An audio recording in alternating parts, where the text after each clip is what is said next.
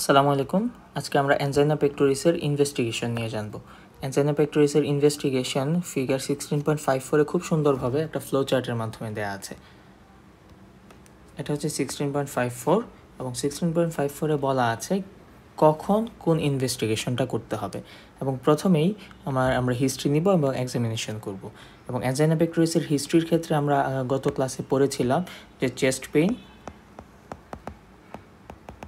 Radiating chest pain থাকবে এবং কখন ইনক্রিজ হবে, যখন এক্সারসাইজ বা ওয়াকিং করবে, এবং কখন রিলিভ হবে, টেকিং রেস্ট বা জিটিএন।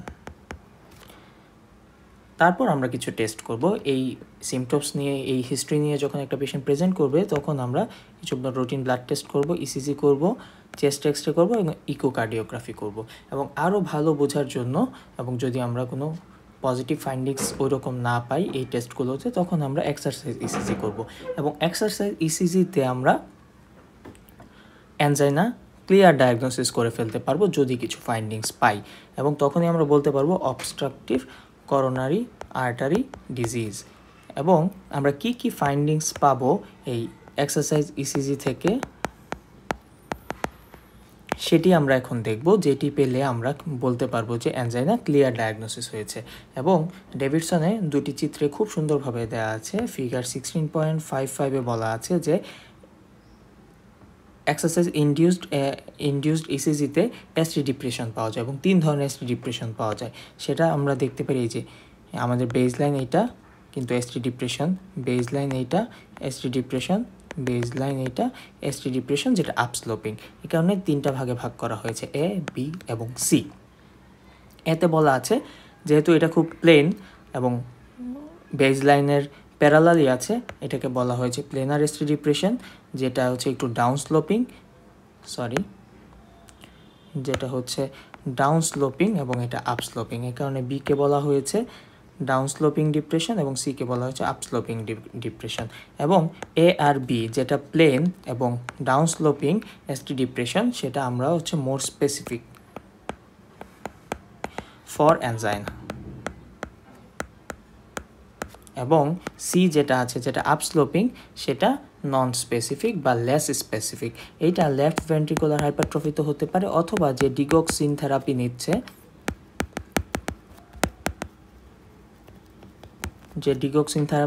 তার ক্ষেত্রে আপস্লোপিং এসটি ডিপ্রেশন এক্সারসাইজ ইসিজিতে আসতে পারে।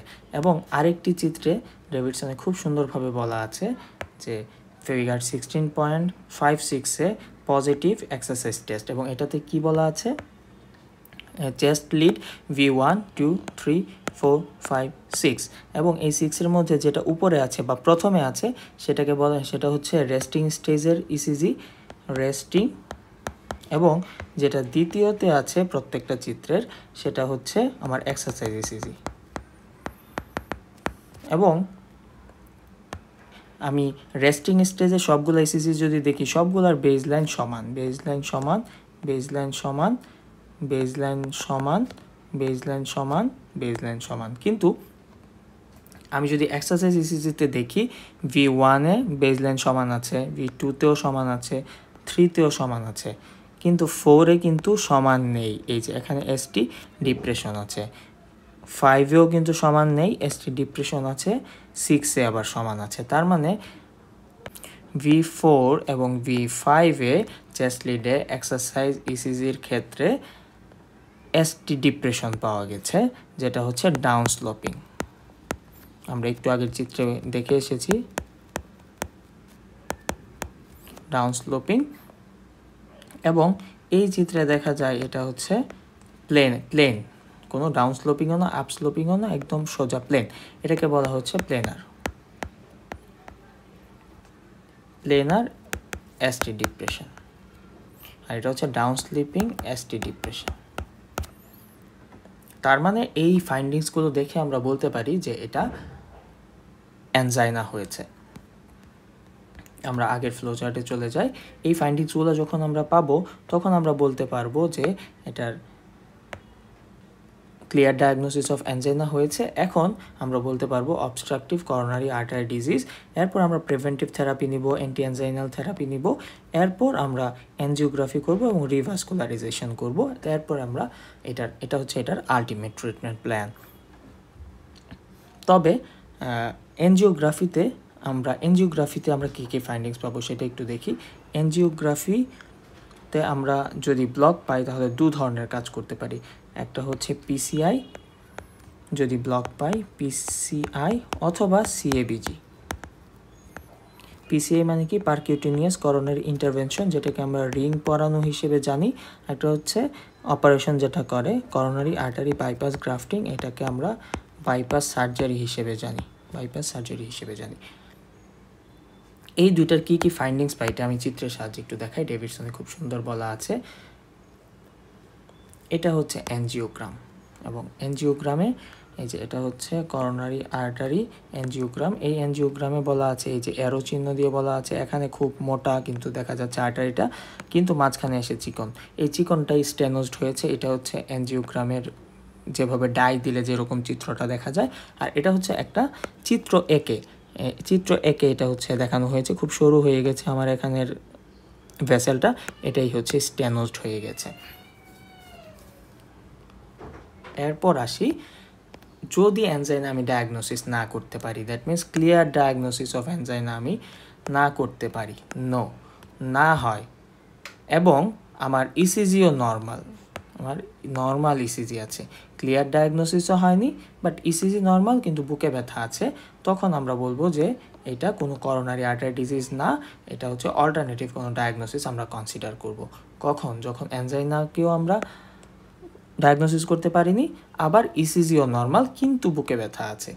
এখন আসি, আমি ক্লিয়ার ডায়াগনোসিসও করতে পারিনি কিন্তু আমার বুকে ব্যথাও আছে, but ECG abnormal. Normal ECG no, that means abnormal ECG.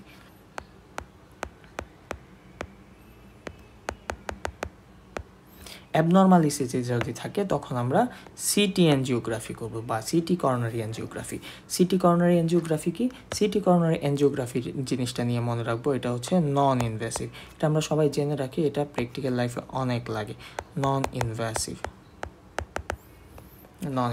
আমার ঢাকা মেডিকেল কলেজের অ্যাসিস্ট্যান্ট প্রফেসর স্যার এটা আমাদের খুব ভালোভাবে বুঝিয়েছিলেন যে সিটি করোনারি এনজিওগ্রাফি আমরা কখন করি। যখন আমরা সাসপেক্ট করি অ্যানজাইনা আছে কিন্তু আমরা শিওর হতে পারছি না, তখন আমরা ইনভেসিভ এনজিওগ্রাফিটা করার আগে সিটি করোনারি এনজিওগ্রাফি করে থাকি।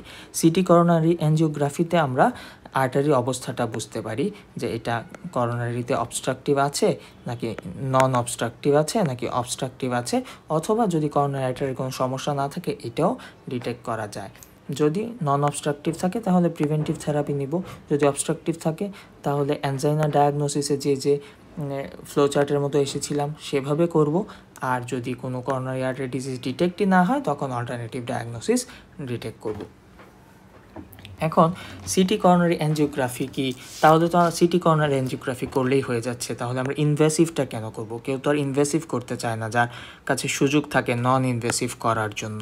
তো এটার পার্থক্যটা আমি একটু বলি যে সিটি করোনারি এনজিওগ্রাফিতে আমি 100% অ্যাকুরেট হতে পারবো না যে তার হার্টে ব্লক আছে কি না, কিন্তু আমার ইনভেসিভ এনজিওগ্রাফিতে আমি 100% শিওর হতে পারবো যে আমার ব্লক আছে, এবং যদি ব্লক না ধরা পড়ে তাহলে বলে দিতে পারবো যে এখানে কোনো ব্লক নেই। কিন্তু সিটি করোনারি এনজিওগ্রাফিতে যদি আমাকে বলা হয় যে ব্লক নেই, কিন্তু তা আমি 100% শিওর হতে পারবো না। এটাই হচ্ছে সিটি করোনারি এনজিওগ্রাফি এবং ইনভেসিভ করোনারি এনজিওগ্রাফির একটা পার্থক্য। এখন এই দুটোর চিত্র আমি একটু তোমাদের দেখাতে যাচ্ছি। এই যে এটা হচ্ছে নর্মাল সিটি করোনারি এনজিওগ্রাফি, এই যে নর্মাল চিত্র এ হচ্ছে 3D এবং এটা হচ্ছে 2D। দেখা যাচ্ছে খুব সুন্দর করোনারি আর্টারিটা দেখা যাচ্ছে, কোনো ব্লক নেই। এখানেও করোনারি আর্টারিটা দেখা যাচ্ছে, কোনো প্রকার ব্লক বা স্টেনোজড অবস্থা নেই। আর এনজিওগ্রাফির এটা তো দেখিয়েছি, এবং এবং সিটির একটি অ্যাবনর্মাল ফাইন্ডিংস এই যে এখানে দেখিয়েছে লাল এরো দিয়ে, এখানে একটু ক্যালসিফাইড হয়ে গেছে আর করোনারি আর্টারিটা। এটা হচ্ছে সিটি এনজিওগ্রাফির একটা ফিগার। আর সিটি আর ইনভেসিভ এনজিওগ্রামটা হচ্ছে ঠিক দেখতে এইরকম। এটা একটু খেয়াল রাখবে, এটা প্র্যাকটিক্যাল লাইফে খুব লাগে যে। এবং এই পুরোটা যে আমরা পড়েছি, এই যে এই ফ্লোচার্টের পুরোটাই হচ্ছে আমরা পড়েছি স্টেবল এনজাইনার ক্ষেত্রে, এবং ফার্স্ট যে এই সিমটমস নিয়ে এসেছে ফার্স্ট। কিন্তু যা নন করোনারি আর্টারি ডিজিজ আছে তাদের ক্ষেত্রে আমরা স্পেসিফিক কিছু টেস্ট করি, যেমন মায়োকার্ডিয়াল পারফিউশন টেস্ট করি। এটাতে কি হয়, এটাতে ইস্কেমিয়া বোঝা যায়। কিভাবে বোঝা যায়, যে আপটেক অফ টেকনিশিয়াম 99 হয়েছে কিনা। এই যে এখানে দেখা যাচ্ছে যে এই যে অ্যাট্রেস্ট অবস্থায় খুব সুন্দর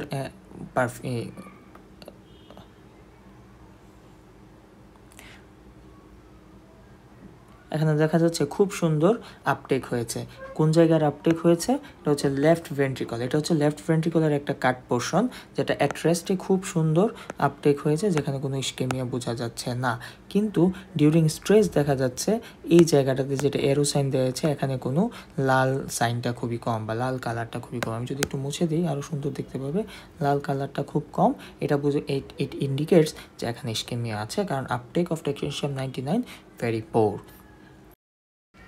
এই টেস্টটি আমরা নন করোনারি আর্টারি ডিজিজ যাদের আছে করে থাকি, এবং এই টেস্টগুলোই আমরা যাদের নন করোনারি আর্টারি ডিজিজ আছে এগুলো করে থাকি, এবং ওভারঅল ইনভেস্টিগেশনগুলো এখন আলোচনা করেছি।